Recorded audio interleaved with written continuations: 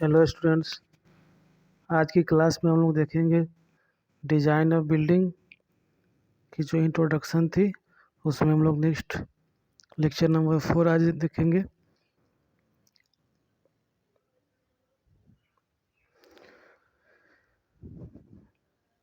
Steel structure में हमारे जो डिज़ाइन कंसिडरेशन है, फंक्शनल डिज़ाइन, स्ट्रक्चर डिज़ाइन, उनके बारे में, लोड कैलकुलेशन एंड सेफ्टी के बारे में जो हमारा इंट्रोडक्टरी पार्ट है, उनको आज हम लोग देखेंगे।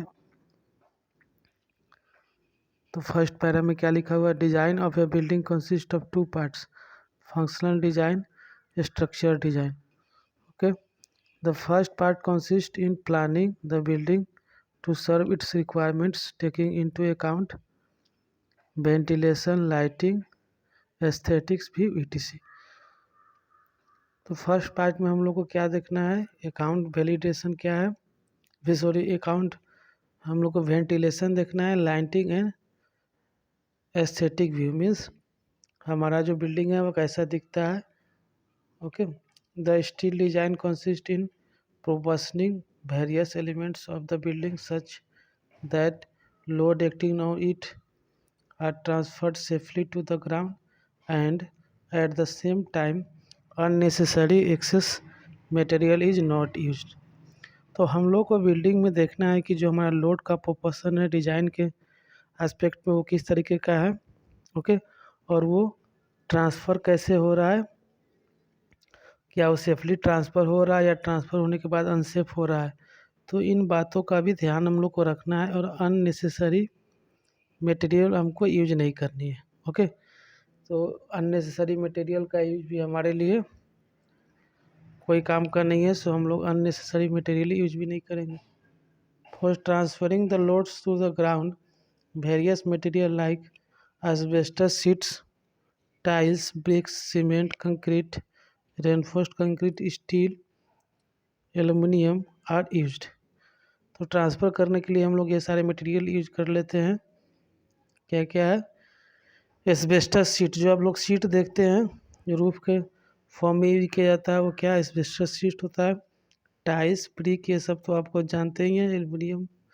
However main body of the present day structure consist of RCC और स्टील।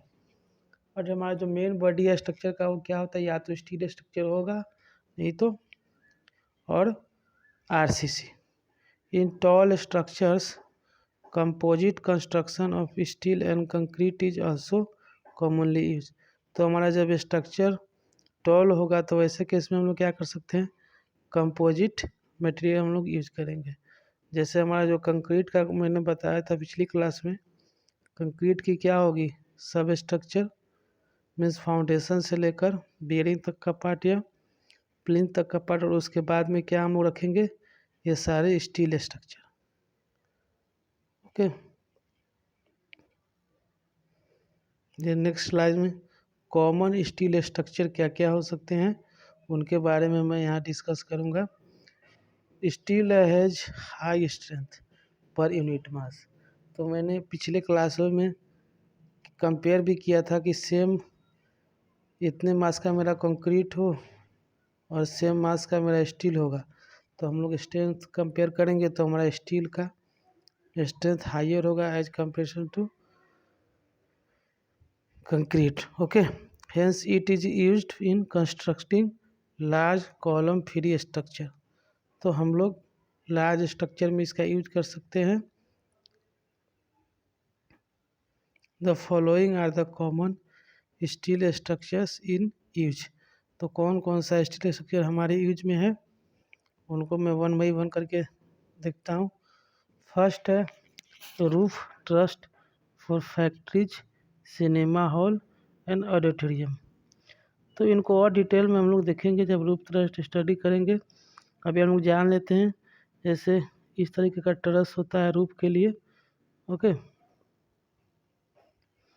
मुझे कोई रूफ बनानी होगी तो क्या मैं ऐसा ऐसा कोई ट्रस फॉर्म करता हूँ। ओके, और यहाँ पे रूफ प्लेस करता हूँ, तो ये क्या होगी? रूफ ट्रस हो गया। आप लोग स्ट्रक्चर एनालिसिस में स्टडी किए होंगे। इस तरीके का शेप क्या हो गया? रूफ हो गया, रूफ ट्रस्ट हो गया। और ट्रस्ट ट्रस के ऊपर हम लोग क्या रखे हैं, ये हम लोग रूफ प्लेस करते हैं। देन क्या है, trust Bent's, crane girder, column etc in industrial structure. Okay, तो इंडस्ट्रियल स्ट्रक्चर में हम लोग कॉलम भी यूज करते हैं। ओके, ट्रस बेंट्स भी यूज करते हैं। आप गूगल पे सर्च करेंगे तो आपको वहाँ पे इमेजेस दिख जाएंगे, नहीं तो जैसे हम लोग का ये डिटेल स्टडी के लिए हमारे पास जो इससे कंसर्न चैप्टर है वहाँ हम लोग देखेंगे। देन फोर्थ क्या है, सिंगल लेयर और double layer domes for auditorium, exhibition hall, indoor stadium etc. मैं एक एग्जांपल तो दे ही सकता हूँ। गांधी मैदान के बगल में हम लोग देख सकते हैं, वहाँ पे बहुत बड़ा 2 ऑडिटोरियम बना है। ओके, जिसको हम लोग ज्ञान भवन के नाम से जानते हैं। तो वहाँ पे आप लोग देख सकते हैं डबल डोम लेयर शेप का हमारे पास ऑडिटोरियम बनाया गया है वहाँ पे स्टील स्ट्रक्चर का। Plate girder and truss bridges for railway and roads. जितने भी स्टील स्ट्रक्चर के ब्रिज हैं वहाँ पे क्या होता है, प्लेट गर्डर और ट्रस ब्रिज हमारा स्टील स्ट्रक्चर का फॉर्म होता है। महात्मा गांधी सेतु जो हमारा पटना में है, उस पर जो रिनोवेशन का काम पूरा हुआ है वो क्या स्टील स्ट्रक्चर ही है। वहाँ पे स्टील का ट्रस है, वो जो आपको दिखते हैं सारे फ्रेम वो क्या है, ट्रस फ्रेम है। एंड वहाँ पे प्लेट गर्डर लगे हुए हैं। 6 में transmission tower for microwave electric power. तो ये भी आप देख सकते हैं इलेक्ट्रिक पावर के लिए। एंड हमारा जो माइक्रोवेव में जो रेडियो के लिए यूज होता है, एफएम रेडियो सब के लिए, वो क्या यूज होता है, ट्रांसमिशन टावर। या जितने भी हमारे ट्रांसमिशन से जुड़े हुए टावर है वो सारे स्ट्रक्चर के बनते हैं। जैसे सेवेंथ वाटर टैंक। अब आप कहीं रेलवे, ऐसे तो कंक्रीट के वाटर टैंक ही मैक्सिमम मिलेंगे, बट अभी भी कुछ पार्ट में हमारा जो पुराना देखिएगा ट्रेडिशनल होगा वो स्टील का ही मिलेगा आपको, रेलवे स्टेशन के आसपास में दिख सकता है वाटर टैंक। Then chimneys. तो चिमनीज मोस्टली जो लाइट वेट चिमनी है वो स्टील स्ट्रक्चर के ही बनाए जाते हैं। ओके, जो कि हमारे इंडस्ट्री में यूज होते हैं। अब हमारा आता है नेक्स्ट है, अब हमने स्टील स्ट्रक्चर पढ़नी तो है, तो इसके क्या क्या एडवांटेज हो सकते हैं और डिसएडवांटेज, इनको भी जानना पड़ेगा। The advantage of steel over other materials for construction are following. First, it has high strength per unit mass. जो मैं पहले डिस्कस कर चुका हूँ, यूनिट मास कंक्रीट और स्टील का मैं लूँगा तो उसमें मैं जो स्टील होगा उसका स्ट्रेंथ कंक्रीट से हाइयर होगा। Hence, even for large structures, the size of steel structure element is a small, saving space in construction and improving aesthetic view।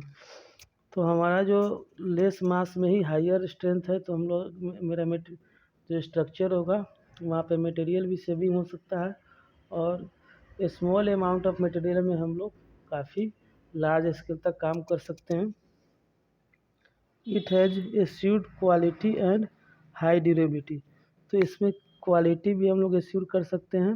Okay, quality control का भी प्रॉब्लम यहाँ पे नहीं है, क्योंकि ये सिंगल मटेरियल है और इसमें हम लोग 2-3 और मटेरियल जैसे कार्बन, क्रोमियम, निकेल, ये सब भी हम लोग इसमें ऐड करके आयरन में हम लोग स्टील फॉर्म करते हैं। तो यहाँ ज़्यादा प्रॉब्लम नहीं है क्वालिटी कंट्रोल का भी।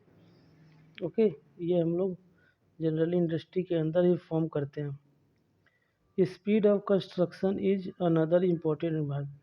तो क्या क्या एडवांटेज हो रहा है, quality, durability, high strength, and then आ गया स्पीड ऑफ कंस्ट्रक्शन भी हम लोग तेज़ी से काम पूरा कर सकते हैं।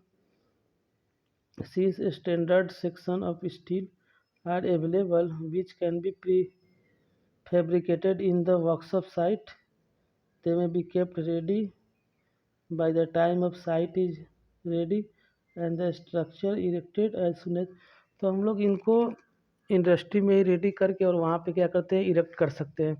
तो ये यहाँ पे एक एडवांटेज है हमारा। बट कंक्रीट में हम लोग ऐसा नहीं कर सकते। प्री स्ट्रेस कंक्रीट में थोड़ा बहुत हो सकता है, लेकिन वो लार्जर स्ट्रक्चर पार्ट के लिए नहीं है।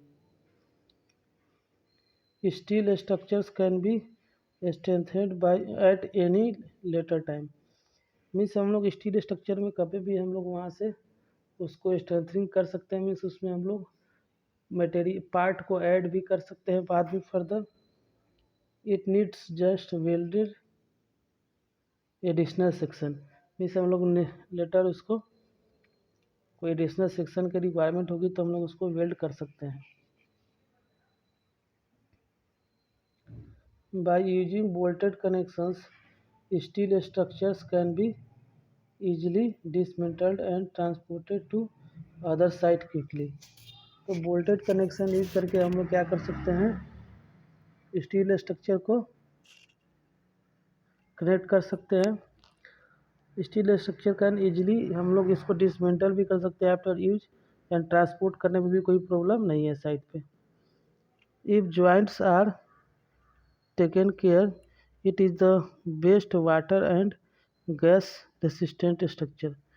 तो हमारा जब जॉइंट को हम लोग केयर करेंगे, केवल जॉइंट का प्रॉब्लम हो सकता है, हम जॉइंट को केयर करें तो क्या हो सकता है हमारा यहाँ पे waste water and gas resistant structure हम लोग बना सकते हैं। Hence can be use for making water tanks also. So हम लोग वाटर टैंक्स भी इस तरीके के बना सकते हैं। Then material is reusable. ये बहुत ही इंपॉर्टेंट पॉइंट है क्योंकि कंक्रीट के केस में हमारा कोई भी मटेरियल यूजेबल नहीं हो पाता है। ओके, बट स्टील स्ट्रक्चर में हम लोग मटेरियल को रीयूज भी कर सकते हैं।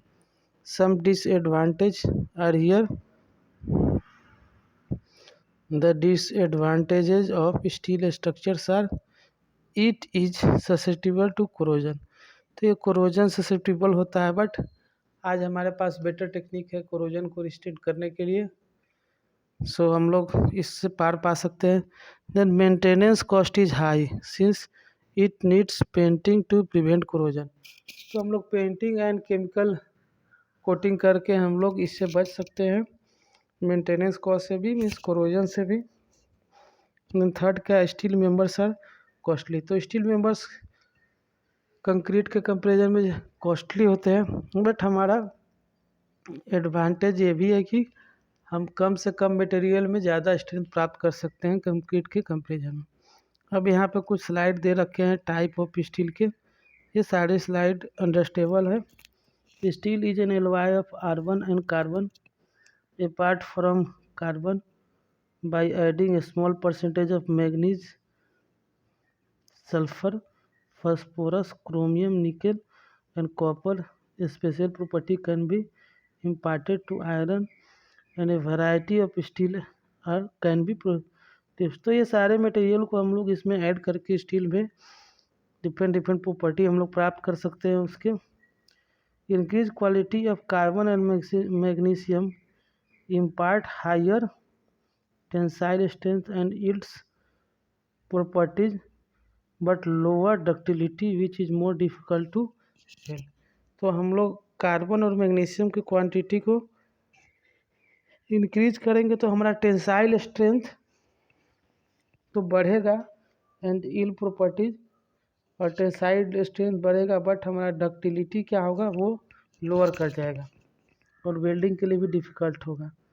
Increase sulphur and phosphorus beyond 0.06% impart brittleness. तो सल्फर और फॉस्फोरस को ऐड करने से क्या होगा, ब्रिटलनेस आएगी, अफेक्ट वेल्डेबिलिटी एंड फैटिक स्ट्रेंथ को ये अफेक्ट करेगा। थर्ड है क्रोम एंड निकल इम्पैक्ट कोरोजन रेसिस्टेंट प्रॉपर्टी। तो ये सारे ऑब्जेक्टिव में क्वेश्चन बन सकते हैं कि क्रोमियम एंड निकल क्या क्या प्रॉपर्टी देते हैं। It improves resistant to high temperature also. Okay, तो क्रोमियम वायर हम लोग कहाँ पे यूज करते हैं, हाई रेसिस्टेंस टेम्परेचर स्ट्रक्चर बनाना हो तो क्या करेंगे, क्रोमियम मैग्नीशियम निकल यूज़ कर सकते हैं। जो निकल का हम लोग वायर यूज भी करते हैं। Okay, addition of a small quantity of copper also increases resistance to corrosion. तो ये हमारे पास 4 पॉइंट है। By slightly varying chemical composition, various types of steel are manufactured to be used as a structural member, tubes, pipes, sheets, strips, reinforcement of RCC, rivets, bolts, nuts and for welding। तो ये सारे को chemical को हम लोग very करके composition से ये सारे स्ट्रक्चर हम लोग मेंबर फॉर्म कर सकते हैं। This chapter mainly structure steel and discuss their properties. Structure steel में भी mainly classified as mild steel and high tensile steel. तो ये दो फॉर्म में हमारा स्टील देख सकता है। तो ये बेसिक जानकारी है हमारे पास, जैसे प्रॉपर्टीज ऑफ स्टील है, ये आप याद रखेंगे। Physical and mechanical property, physical property क्या क्या होंगे ये बार बार पूछे जाएंगे और आपको अपने क्वेश्चन में यूज करना होगा। यूनिट मास कितना है, मीन्स डेंसिटी कितना है, रो इक्वल टू 7850 kg पर मीटर क्यूब, ये काफ़ी यूजफुल है। देन मॉडुलस ऑफ इलास्टिसिटी तो ऑलमोस्ट सारे क्वेश्चन में यूज होंगे। पॉइजन रेशियो कितने होंगे ये भी आप देख सकते हैं। रिजिडिटी कितनी है एंड थर्मल एक्सपेक्शन स्टील का कितना होता है, ये प्रॉपर्टी आपको हमेशा ध्यान में रखनी है।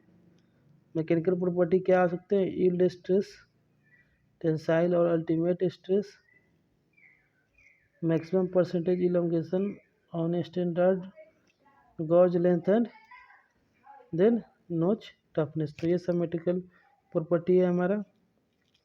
ये कुछ टाइप्स ऑफ स्टील दे चुके हैं। रोल्ड स्टील सेक्शन कौन कौन सा हो सकता है हमारे पास, बीम सेक्शन के लिए कौन सा यूज कर सकते हैं हम लोग, rolled steel I section, rolled steel channel section, angle section, T section, rolled steel bars and tubes, ये सारे हमारे क्या हैं, रोल्ड स्टील सेक्शन है जिनको हम यूज करते हैं। Then rolled steel plates, okay, flats, sheets and stirrups, steel table given below, यहाँ से हम लोग देख सकते हैं।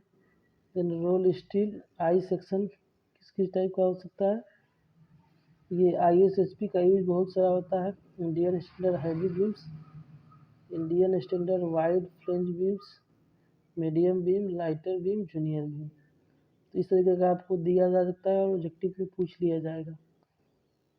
तो ये कुछ बेसिक जानकारी हमारे पास निकल के आए हैं स्टील स्ट्रक्चर के बारे में, ओके। इनको आप लोग 1 बाय 1 रीड कर लेंगे। तो आज की क्लास के लिए इतना ही, थैंक यू।